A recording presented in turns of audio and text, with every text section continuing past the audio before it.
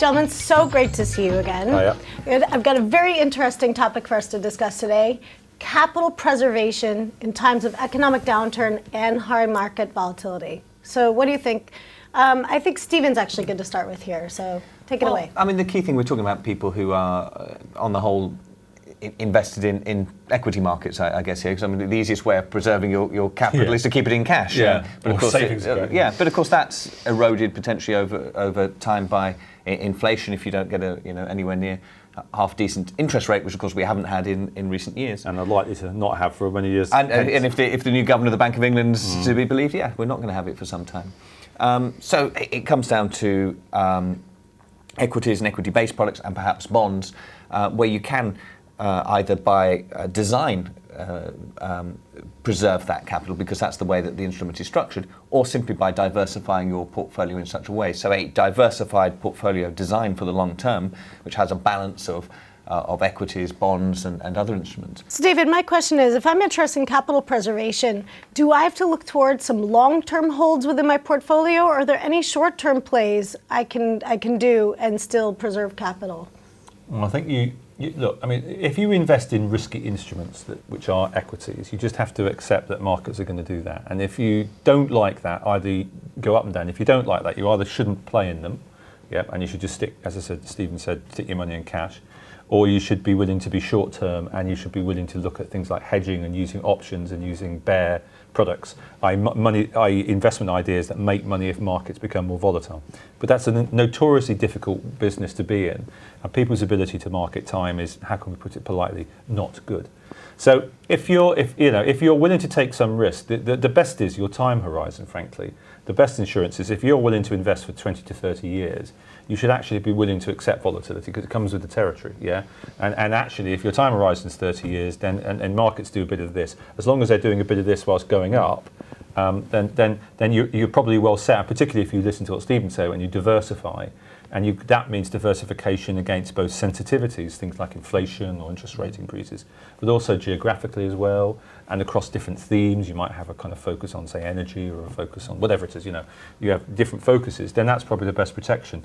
Okay, so Troy, on to you. In times of high market volatility, what kind of defensive plays do you use in your own portfolio? I guess I swim against the tide, and I maybe I don't know. I mean, defensively, it's very difficult for me to do a lot of stuff. As a novice, my tools for doing things, I guess, are less. So what I like from the 5th of August was that my AIM shares could now be put into an ISA. So I thought there was some good retailers and a variety of other people in there who are quite steady, and I think are going to move up a couple of divisions as they go.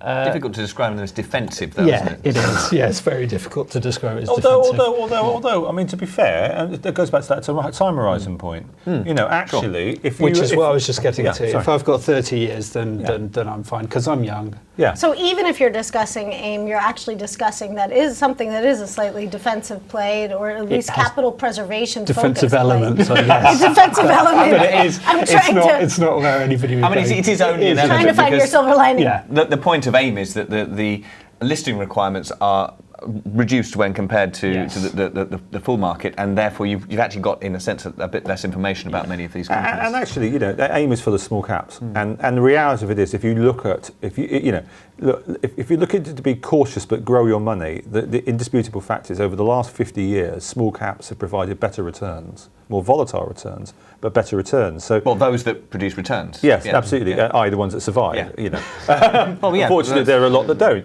But let's be brutally honest here. A lot of people look at the element of risk, and they look at it through short-term lens, and they just go, "What's my risk of losing something in next year?" And AIM stocks are more risky. But actually, if you measure risk also by its flip side, which is return, actually small caps have been a much better return. They've been more risky, but actually you've made more money out of them in small caps over the last 30 years. And actually that's what people want. The bigger companies within AIM are actually much bigger than small caps. Yeah, the big end of them are actually reasonably big organisations. But of course, David, if you're talking about a time of economic downturn and you want a defensive play, the small smaller caps up. cap AIM-listed companies might not have the same longevity as some of the larger. And so you're going to be buying your Rwandan government bonds? Yes, I'm all in. You're all in. You were the single biggest buyer. I mean, you say that, Vanessa, but actually, the way that retail investors should behave when stock picking is to buy into things that they know, and if a smaller company is something that they know a lot about, whether it's an organisation for which they work or are involved with, then actually you are reducing the element of risk because of the knowledge that you have about that industry and that company. Very So good it's point, about Simon. knowing. Very good point. Yeah, there's risk comes in all sorts of shapes and sizes. And actually, I'd say the single biggest risk most people, to finish off, have the biggest risk is they don't have enough money when they retire. That's the thing is that they go, well, I don't want to risk losing money in the next 6 months. But you know what? If you retire when you're, I don't know, when we're all 70, and you've got absolutely no capital, to really properly retire, that's a massive risk you have to live with for the 20, 30 years in your retirement. So actually the single biggest risk is you don't have enough money when you retire. Well, capital preservation is something we should all be very mindful of for the retirement years. Thank you very much, gentlemen. Those are some wonderful ideas. Cheers.